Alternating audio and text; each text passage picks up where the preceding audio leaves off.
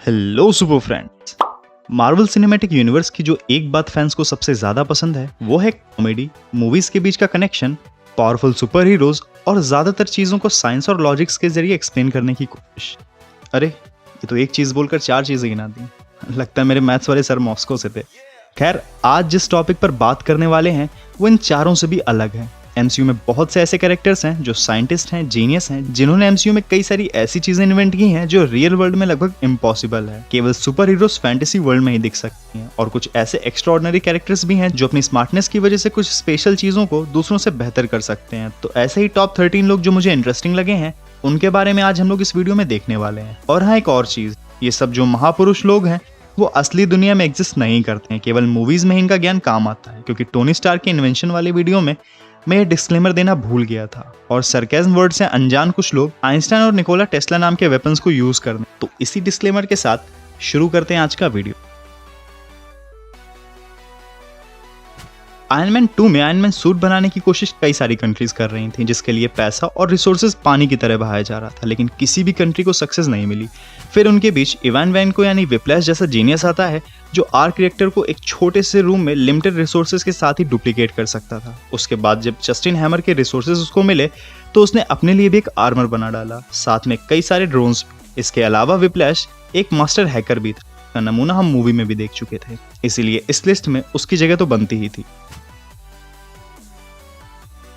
अब जेन फॉस्टर को एमसीयू के सबसे बोरिंग कैरेक्टर्स में से एक माना जाता है, जो शायद थॉर लव एंड थंडर में चेंज हो जाए, लेकिन वो एमसीयू के जीनियस कैरेक्टर्स में से एक।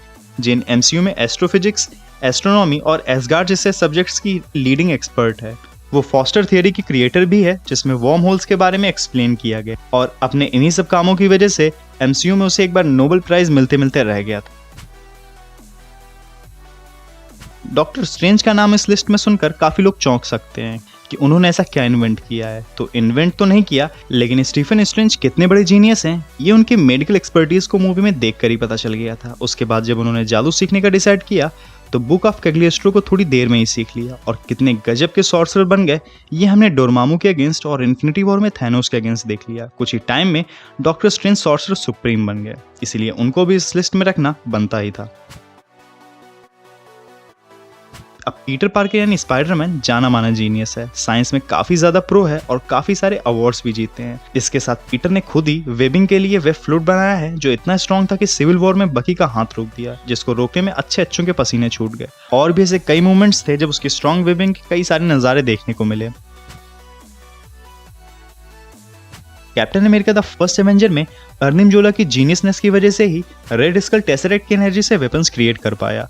उसके बाद captain America the winter soldier में तो जोला ने अपने माइंड को, कॉन्शियसनेस को कंप्यूटर सिस्टम में ट्रांसफर कर लिया। खैर, इस जोला ने कैसे किया ये राज भी उसी के साथ चला गया। Captain America the first Avenger में ही डॉक्टर अब्राहम एर्स्काइन भी देखने को मिले, जिन्होंने सुपर सोल्जर सीरम के फॉर्मूला को इंजीनियर्ड किया, जिसकी ड्रिप चढ़ाते ही स्टीव रॉजर्स हट्टे कट्टे कैप्टन अमेरिका बन गए। एमसीयू में इन्वेंशन काफी ज्यादा इंपॉर्टेंट था, क्योंकि इसने इंसानों की दुनिया में सुपर ह्यूमंस के कॉन्सेप्ट को इंट्रोड्यूस कराया। अनफॉर्चुनेटली डॉक्टर साहब को एक हाइड्रा एजेंट ने मार दिया, लेकिन इनके फॉर्मूला की नकल करने की काफी कोशिशें एमसीयू में काफी टाइम तक होती रहीं। अब बारी है सब्जेक्ट 89P13 की, जिसको हम रॉकेट के नाम से भी जानते हैं। तो रॉकेट रकून को प्लैनेट हाफ वर्ल्ड के साइंटिस्ट ने जेनेटिकली और साइबरनेटिकली एनहांस करके सेंटेंट लेवल की इंटेलिजेंस दी, जिसकी वजह से रॉकेट के पास हर प्रॉब्लम के लिए कोई ना कोई टेक्निकल सोल्यूशन रहता ही है।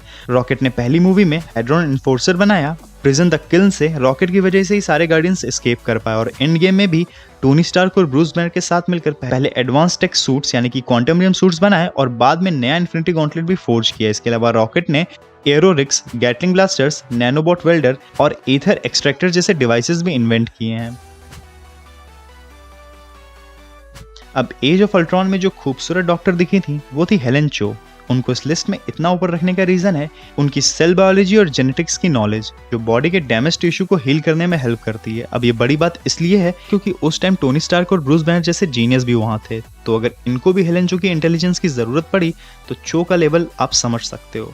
बाद में काफी थ्योरीज ये भी दी गई कि इन्फिनिटी वॉर में खुद को और एंड गेम में हल्क को जब टोनी ने हील किया था तो उसने हेलेन चो की ही टेक्नोलॉजी का यूज किया था। खैर, ये ऑफिशियली क्लियर नहीं किया गया, फिर भी ये काफी बड़ा फीट है। बारी है स्टार्क, हावर्ड स्टार्क। जो फ्यूचरिस्टिक सोच रखने वाले एमसीयू के शायद पहले साइंटिस्ट होंगे। चाहे कैप्टन अमेरिका की वाइब्रेनियम शील्ड हो या फिर टोनी ने जो नया एलिमेंट बनाया था उसकी थियरी हावर्ड ने डेवलप। नाइट्रामीन, मिडनाइट ऑयल और स्टार एक्सपो में दिखने वाले कमाल के इन्वेंशंस के पीछे हावर्ड स्टार का ही दिमाग रहता था। ये शील्ड के फाउंडिंग मेंबर भी थे। इनकी जीनियसनेस इसलिए बाकियों से ज्यादा इंपॉर्टेंट थी क्योंकि एमसीयू में अभी भी इनके इन्वेंशंस के इफेक्ट्स काफी जगह देखने को मिलते रहते हैं। अब आते हैं हैंक पिम, जिनकी टेक्नोलॉजी स्टार्क टेक्नोलॉजी से बिल्कुल अलग थी। भले ही सारी दुनिया के लिए साइज ना मैटर करता हो, पर इनको साइज कम ज्यादा करने में काफी आनंद आता है। इसलिए इन्होंने पिम पार्टिकल्स बनाए जो ऐसे सब एटॉमिक पार्टिकल्स थे जिससे किसी भी फॉर्म ऑफ मैटर का साइज बढ़ाया या घटाया जा सकता था। हैंक ने एंटमैन सूट भी क्रिएट किया जो पिम पार्टिकल्स का मैक्सिमम यूज कर सकता था, वो भी यूजर को बिना कोई साइड इफेक्ट दिए। ईएमपी कम्युनिकेशन डिवाइस भी इन्वेंट किया जिससे यूजर चींटों और चींटियों से कम्युनिकेट भी कर सकता है। Pym particle disk, quantum tunnels, quantum vehicle और क्वांटम रियम सूट जैसे इन्वेंशंस हैंक पिम के पार्टिकल्स और क्वांटम रियम थियरीज की वजह से ही एवेंजर्स एंड गेम में टाइम ट्रेवल पॉसिबल हो पाया था। अब काफी लोग कहेंगे कि शूरी को मार्वल वालों ने एमसीयू का स्मार्टेस्ट कैरेक्टर बोला है, तो मेरा कहना है बोलने दो। उन्हीं लोगों ने पहले कैप्टन मार्वल को स्ट्रॉन्गेस्ट बताया था, स्कारलेट विच को बताया है, आगे चलकर हो सकता है कॉर्क को भी स्ट्रॉन्गेस्ट बता दें अपने एजेंडे के हिसाब से। अब मैं तो वही बताऊंगा जो एमसीयू में देखा है मैं। तो नो डाउट शूरी बहुत ज्यादा जीनियस है। वकांडा का ज्यादातर विकास शूरी की ही देखरेख में हुआ है। इन्फिनिटी वॉर में विजन के कॉन्सेप्ट को लेकर शूरी ने ब्रूस बैनर को भी चौंका दिया था। ब्लैक पैंथर मूवी में भी शूरी की वकांडा एडवांसमेंट देखी थी। Energy blast vibranium gauntlets, sonic spear, Kimoyo beads communicators, T'Challa के लिए advance black panther suits, great जैसा आर्टिफिशियल इंटेलिजेंस शूरी ने इन्वेंट किया है। हो सकता है फ्यूचर में शूरी को स्मार्टेस्ट प्रूव करने के लिए और भी मूवमेंट्स दिखाए जाएं, पर अभी मेरे अकॉर्डिंग शूरी से भी ज्यादा जीनियस लोग एमसीयू में हैं। अब बारी है ब्रूस बैनर की, हल्क की नहीं, केवल बैनर की। तो ब्रूस बैनर एमसीयू में ब्रिलियंट साइंटिस्ट है। उसने टोनी के साथ मिलकर अल्ट्रॉन प्रोग्राम पर भी काम किया था। 7 पीएचडी भी हैं उनके पास। गामा रेडिएशन पर एमसीयू का इकलौता एक्सपर्ट है। इन गेम में तो बैनर ने ब्रूस और हल्क को कंबाइन करके हल्क की एक नई कंट्रोल फॉर्म क्रिएट कर दी। ये अलग बात है कि ट्रेडिशनल हल्क फैंस को ये नया हल्क पसंद नहीं आया। एंड गेम में ही एक अलग तरह की टाइम मशीन बना डाली जिससे किसी भी इंसान को उसके बचपन या बुढ़ापे में भेज सकते थे। खैर इसकी जरूरत नहीं थी, पर ये शो करता है कि कितना टैलेंटेड बंदा है ये। अब ये मत कहना कि बंदा तो कोयला है। नया इन्फिनिटी गॉन्टलेट भी फोर्ज करने में टोनी और रॉकेट की हेल्प की थी। हल्क बस्टर बनाने में भी टोनी की हेल्प की थी और जारविस को विजन में डाउनलोड करने में भी हेल्प की थी। तो ये सब शो करता है कि कोई भी दिमागी काम करने में बैनर की हेल्प लेनी ही पड़ती है। अब बारी है उनकी जिनके बारे में आपको पता था कि नंबर 1 पर ही होंगे, और हो भी क्यों ना।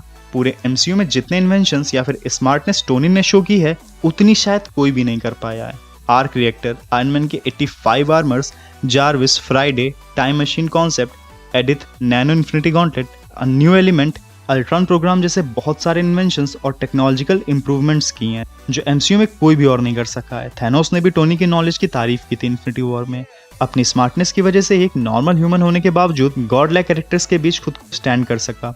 और एमसीयू में जब भी किसी की स्मार्टनेस प्रूव करनी होती थी तो टोनी से ही कंपेयर कराया जाता था। Nanotech armour, Iron Legion defence जैसे शानदार आइडियाज भी टोनी के ही थे। टोनी स्टार्क ने इतने गैजेट्स बनाए हैं कि उस पर 1 घंटे का अलग वीडियो बन सकता है, और यही सब चीजें टोनी को एमसीयू का मोस्ट जीनियस कैरेक्टर बनाती हैं। तो गाइज ये थे मेरे top 13 genius character in MCU. वैसे फ्यूचर में एमसीयू में फैंटास्टिक 4 भी आने वाले हैं जिसमें रीड रिचर्ड्स भी हैं जो इस टाइम के सभी एमसीयू कैरेक्टर्स से ज्यादा जीनियस हैं कॉमिक्स में। तो ये देखना भी इंटरेस्टिंग रहेगा कि मार्वल स्टूडियोज कैसे रीड की स्मार्टनेस को शो करते। अब ये लिस्ट मेरे फेवरेट जीनियस कैरेक्टर्स की थी।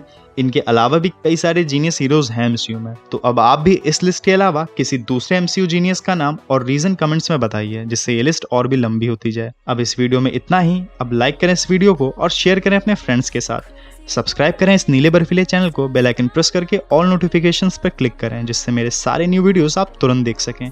अगर आप फेसबुक, इंस्टाग्राम या ट्विटर पर हैं तो डिस्क्रिप्शन में दिए हुए लिंक पर जाकर मुझे फॉलो कर सकते हैं और भी मजेदार पोस्ट के लिए। तो मिलते हैं नेक्स्ट वीडियो में।